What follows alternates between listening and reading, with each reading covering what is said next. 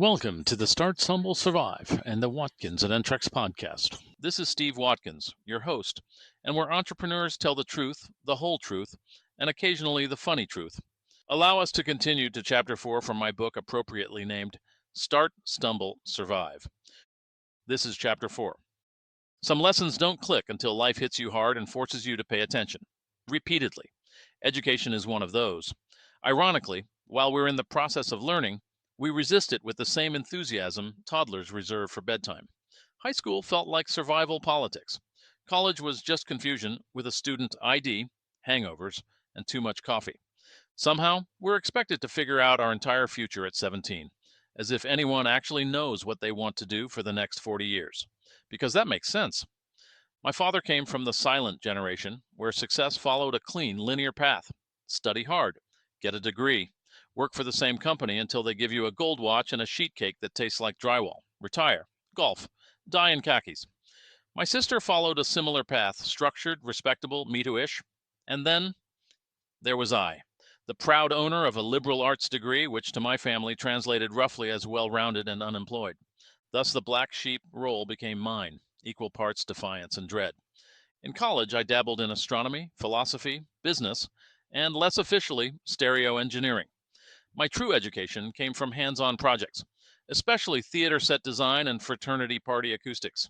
If you remember back in high school, I was the guy building theater sets, basically the unpaid union crew for every student production of Guys and Dolls. By college, I'd leveled up.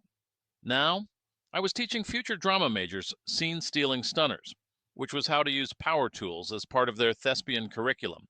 It was the kind of setting where you'd say, here's how not to lose a finger with a jigsaw, and suddenly have everyone's attention. Skills are far more durable than their acting careers. My fraternity was desperate for better party speakers. Naturally, I stepped in and built custom setups so massive they basically became part of the furniture. Picture this: 4 feet wide, 4 feet deep, 8 feet tall. Ridiculous in the best way. Built-in bass transmission lines to shake your very soul. Some said I was overcompensating. Others said I was an innovator. I preferred base profit. To this day, I'd put those speakers up against modern systems, if you can find a room big enough to house them, and a forklift to help with the installation. Cue the teak desk. Naturally, I had my big idea. I would start a speaker company. My father, suppressing what I can only imagine was a full-body eye roll, handed me a generous graduation gift, a seed round, if you will. Adjusted for inflation, it was comfortably mid-six figures. What did I do with this incredible launchpad? I rented space, bought equipment, and of course purchased the most absurdly luxurious teak desk imaginable. Because nothing says, I'm a titan of industry, like a comically oversized desk, yet another overcompensation move. To me, it was part power move, and with my fresh-faced newbie behind it sporting a porn mustache that screams barely legal. On day 6, a group of high school students wandered into my place. I greeted them like they were VIP clients at a high-end audio salon. I gave them the full experience, an unsolicited TED Talk on sound engineering, bass response, and the ethereal beauty of clean dispersion of treble. One kid, clearly the group's economist, shrugged and said, but I can get something like this at the big box store. Cue the record scratch. That's when it hit me. I had a product, not a business, no sales strategy, no marketing plan, no customers. Just a gorgeous desk, a killer speaker rig, and more misplaced confidence than an open mic comedian. So, I did what any humbled founder does. I called my mom. She wasn't impressed either. I insisted we meet at the club for lunch, where she expressed what can only be described as gentle, well-dressed concern that lunch might be my most promising sales time. I locked the shop door and never went back.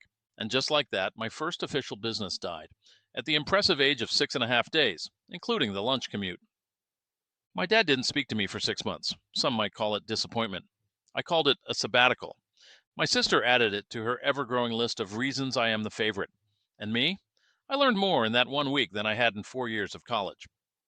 Lesson 1, desks don't generate revenue. Lesson 2, passion needs a plan. Lesson 3, if no one wants what you're selling, the business doesn't really matter. Looking back, those 6.5 days were worth every painful second. Not because they were successful, but because they weren't. I realized that teak doesn't make money, execution does. So in my next venture, I skipped the office furniture entirely. Also, to be fair, my dad's checkbook wasn't available this time, possibly because it was still in mourning. And the thing is, The speakers, they were amazing. The failure wasn't the product, it was that I gave up too soon. What I now think my dad meant wasn't just you failed, it was you gave up on plan A without starting plan B, or C, or Z. I could have licensed the blueprints, targeted high end sound nerds who treat cables like collector's items, even pitched a deal to that same store the kids swore by. Hindsight is sharp. Teak, unfortunately, is permanent. Business schools teach you modeling, forecasting, and strategy. What they don't always teach you is this. Sometimes the best ideas come from failure, brutal, embarrassing, unpaid failure. Bill Gates didn't invent the GUI mouse. He saw it at Xerox and ran with it. It's not always about being first. It's about seeing the value, adapting, and doing it better. And that's what I missed. Not the vision, but the willingness to pivot. Failure isn't the enemy. It's just the world's most honest business coach. And unlike Harvard, it doesn't charge tuition, though my dad might challenge that. The key isn't to avoid failure. It's to fail smart, fail forward, and keep going. To my dad, I get it now.